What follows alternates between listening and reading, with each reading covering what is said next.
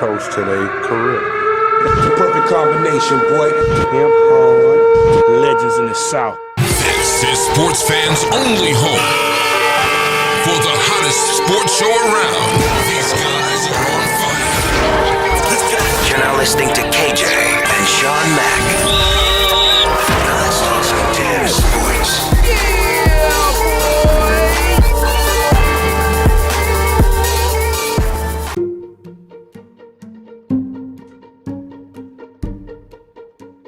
All right, I'm Shawn Mack, back with a look on this day in sports history, December 31st. Yes, the last day of the year. Hope everyone had a great year. Let's have a better next year. Moving on. In 1952, Danny Nardico stops former world middleweight heavy champion Jake LaMotta in 7 rounds in a light heavyweight 9-title bout in Coral Gables, Florida. This was the only time in his career LaMotta was put on the canvas. What can you say? Shouts out to LaMotta. He was a G. Loved him on that game back in the days, the boxing game. He was great, hard-nosed, put his head down, went to work. Shouts out. Moving on. In 1953, Bill Shoemaker shatters records, riding 485 winners in 1 year. He raced horses, if you didn't know who he was, but you should know who Bill Shoemaker is. He was small in height, but tall in heart. And I digress. In 1961, the National Football League Championship went down. The Green Bay Packers shut out the New York Giants 37-0. This was the first of 5 NFL titles won in a 7-year span by the Green Bay Packers and head coach Vince Lombardi. What can you say? That old grainy footage, smoke coming all out their mouths. Look like they ain't bathed in weeks. Gotta love that old school football. Shouts out to Vince Lombardi, rest in peace. And that whole team, shouts out.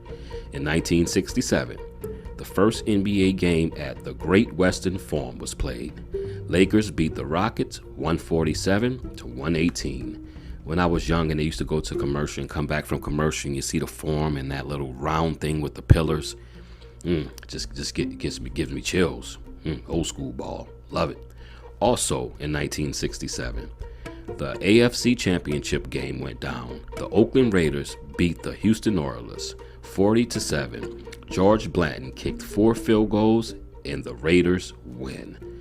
John Madden actually coached that team, so rest in peace to John Madden. Love everything that you did for us. Love the game. Love the coaching. And I love what you did in the booth with Summerall. Rest in peace, big man. Job well done. In 1968, the New York Jets won their first and only championship, led by Joe Namath. Remember that little finger wagging going off the field? He did the guarantee. I always think that guarantee was a little overrated. What should he say? Yeah, we're going to lose to the Baltimore Colts. Yeah, we suck. So come on. But shouts out to Joe Namath. And that whole 1968 Jets team. Moving on. In 1973, at the Australian Open, Ivani Gugagon Cawley beat Chris Evert 7-6, 4-6, 6-love for her first of 4 home single titles. Chris Evert, love that little story. Remember Jim Rome? Chris Evert, love it. Call me Chrissy again. Chrissy, beat the shit out of him. Moving on. In 1974, the New York Yankees signed Cy Young Award winner Jim Catfish Hunter for 5 years for a record $3,770,000, which was given by the Oakland A's. So the Oakland A's filled out the rest of that contract.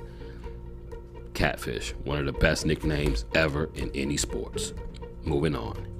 In 1988, Pittsburgh center Mario Lemieux accounts for all of his team's goals, famously scoring 5 goals, each in a different way.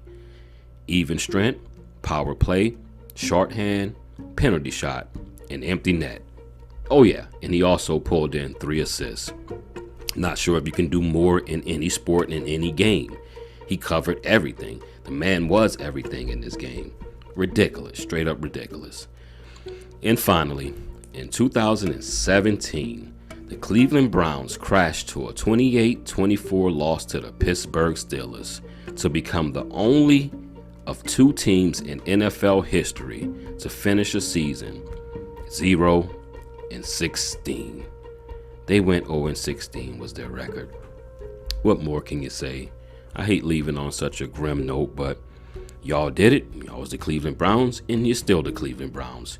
Might as well just not win any games because y'all don't do anything. But eventually, y'all will win something. Not sure if I'll be alive on this earth, but eventually, y'all will win. And finally, before I get on out of here, I would like to wish a happy birthday to Gabby Douglas. She turned 26 today. American gymnast. We love you. And happy birthday to Brian Russell. Wow, haven't heard his name or seen his face in a while. He turned 51 today. So to Gabby Douglas, thank you for your contribution to what you did for the Olympics and keeping us on top in the women's gymnast spot. We appreciate it. Have a happy birthday. You're young. Enjoy. Go spend some of that money. Happy birthday, Gabby. And to Byron Russell, what can I say? You did well when you played with Jordan at the Wizards. A lot of people forgot about that.